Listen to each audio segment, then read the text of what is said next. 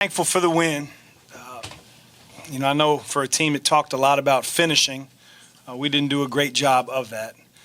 It's very early in the season, and I have to recognize that there's a lot of growth for our team to make. And it's not that I've been unaware, but we need moments like the second half that define a little bit of reality of where our team is right now. I know everybody gets hung up on the rankings, but I'll say it as the head coach here, we have not earned that yet. Just like every team in the country, in my opinion, has not earned that yet because the sands are shifting in terms of teams getting better, teams adding players, losing players, teams going on losing streaks, winning streaks, figuring themselves out. So for us, I hope that we're mature enough to not accept in victory what we certainly wouldn't accept in a defeat. And, we have a long way to go, and so hopefully, like I said, tonight's a night we can learn from.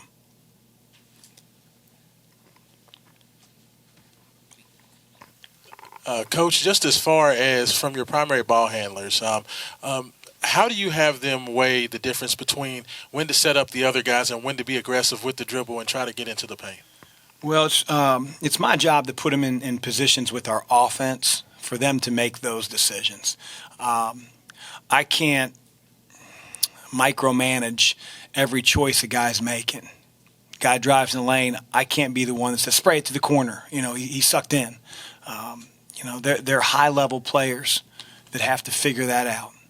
And, there were some decisions that we made, like every game, that we made the wrong decision. And our job is to show film, try to put them through the paces, the same exact situations in practice.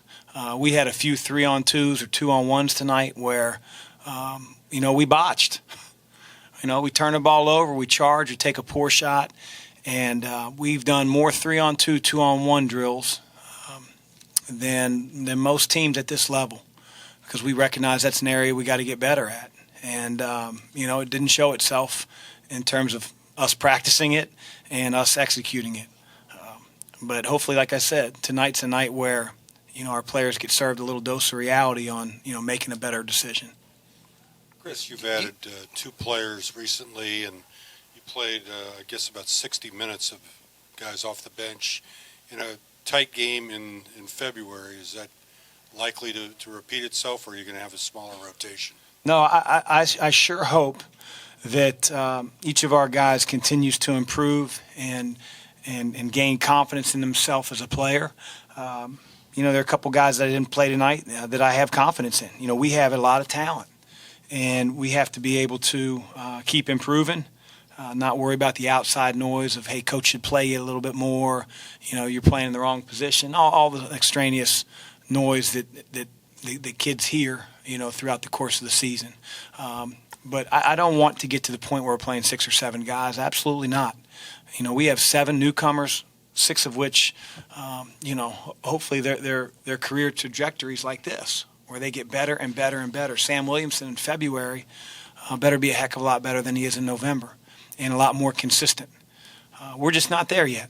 And it's not just the freshmen, it's everybody. Chris, do you fault the shot selection when Akron was coming back there in the last 4 or 5 minutes? A little bit. I think our team got bottled up. Akron's a very physical team, and we talked about that coming in. They've got juniors and seniors and fifth-year seniors, and they've got guys that take a lot of pride. John does a terrific job of being very physical defensively, and I thought in the first half, man, we scored a heck of a lot of points against a team that I think is really physical on defense. Our shots weren't falling in the second half. And when they weren't falling, we felt bad for ourselves. We felt bad for ourselves, and we didn't give the same effort in defensive areas that we needed to, and that's why the game got close. And so it bothers me, but it's my job as coach to try to fix it and, again, illustrate through film, practice, and the real experience that you just witnessed to our players on how to correct that. Dwayne Sutton took 3 shots in 32 minutes and yet had a profound impact on the game on both ends.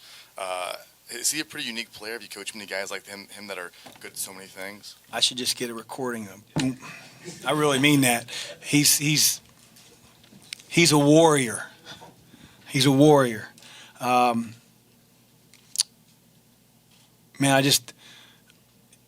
if every guy on our team, had the mindset and disposition of Dwayne, we wouldn't lose a game all year. 100% true. David was on the court late. What does he bring to the game in situations like that? Well, a little bit of inexperience. And this is a little scary, but David's extremely talented. He brings great size. And, he understands the game. He can get guys, shots. But he is longer.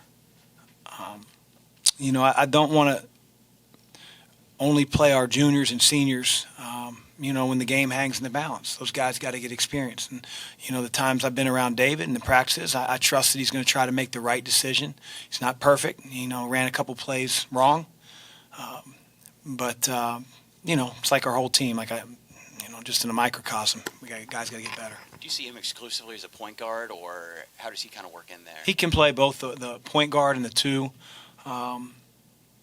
David, I think his best attribute is his ability to get his teammates involved, make them better players. He sees the game ahead of most players, and he's obviously adjusting to the speed, but he's talented. And again, defensively, 6'5". He's going to have to figure out if he's guarding a one, quickness level, and how to use his length and his athleticism to keep a quicker guy in front of him, but yet still contest the shot. I mean, I know the shot was irrelevant, but he blocked that last shot. 6 points down to 3. I mean, the kid can't get it off. So David presents some things at 6'5" that other guys just can't at that position. Did you play it against the guard as fast as Jackson? Seems like this it. Year? Seems like it. I mean, like Chris likes, the kid Jordan Barnes. I mean, every guy we play is like 5'7", and the fastest guy on two wheels. So it's crazy. I'm curious about Stephen Enoch and him finishing through the contact, and if there was any concern for that or some type of development you guys are doing for him with that. I think that Stephen is. He's so big and he's so physical.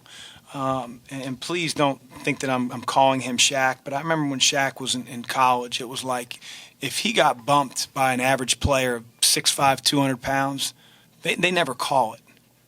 And they never call it because it doesn't affect him that much. Where, again, the kid Lauren Jackson, sort of gets bumped and he weighs 150 pounds, he falls down, it's a foul. And that's a hard position for referees to be in. My biggest thing with Steve is try to post in that charge circle and try to dunk the ball. Because the more violent you are to the rim, the easier the foul is to see for the official. I think Steve's grown immensely in that area, immensely. Defensively, he's got to be better. We're a few games into the new three-point line. It doesn't seem like it's affecting your team shooting the ball, but I'm curious about spacing. If you've noticed, are you coaching any differently? Is it the exact same? Is the spacing any different this year? Well, spacing for us is difficult in and of itself with our offense. And I knew that would be a little bit of an issue. We're bringing guys together more. If two guys are screening, cutting, you have two offensive players within 3 feet, two defensive players within 3 feet. The game is so much ball screen dominant where, a guy stands in the corner, and they use all that space. And so spacing is something that we have to continue to figure out on the offensive end, and we will. But we're not quite there yet. And that's why, when I've talked to you guys in press conferences and previous ones, I've talked a lot about how just because a shot goes in doesn't mean our offense, is running, smoothly. Times it is, but I think tonight, hopefully in the second half, we'll learn a little bit that we got to do a better job of reversing it, screening, finding the body, slipping a screen, getting better ball movement. You kind of just answered this, but that last 10 minutes, I think you were 2 for 15 Yeah. from the field, and I guess, does that make it easier to go back to tape then and teach? Some of them, and I think, Eric, even in the first half, even when we made a couple shots, it was still like, I don't know how great of a look that was. And I'll say 2 for 15. There were probably 2 or 3 shots that were right at the rim. We got to be able to figure out, and I hope that it wasn't because, we were in a tenuous spot and the game was getting closer. But we got to be able to finish a few of them around the basket. On offensive rebounds, not getting it slapped, out of our hands if we bring it down. We just got to be better. Is that what you kind of attribute to some of the defensive, just guys driving straight line in and things like that? Yeah, I think defensively we were still thinking about offense, and that's why I think our team, certainly has a ways to go in terms of maturity, but we're going to get there. You said earlier that you hadn't earned your ranking, and presumably you will at some point. But, I'll clarify. I don't think anybody has. I just think it's so early that you could put anybody anywhere. And, it's so fluid, and games are going to come quick, especially with these holiday tournaments. Teams are going to play 3 games in 4 days. And I just don't want our players thinking we can walk around with sunglasses on like, hey, we're the number 2 team in the country, because that's just a recipe for, to get your tails whooped. Well, anything you've seen to date that influences you one way or the other about your ceiling? Just every day in practice, I just feel like, we have a lot of guys that can score the ball. We have the versatility to play a lot of different ways. We can play a bigger lineup. We can play 3 quick guys. And we also have a little bit more experience than we did a year ago, and experience in our system, which is extremely helpful. Coach, it seemed like you really made a point to get a lot of guys in and out. You were bringing some subs in 2 and 3 at a time. Was that strategic to kind of get into the legs of the other team? Is that something that you envision moving forward? Yes, I do want to play. I want to try to even play 10 guys. But it's you also want to get your players in a rhythm. And like I said before, I think a big word for our team over the course of the year will be sacrifice. For some guys, it's shots. For some guys, it's roll. Some guys, it's minutes. Some guys, it's screener rather than cutter. But, again, we got a long way to go in that department. But I got good guys in that locker room, and we're going to continue to, get better. Thank you, guys. Was that better today?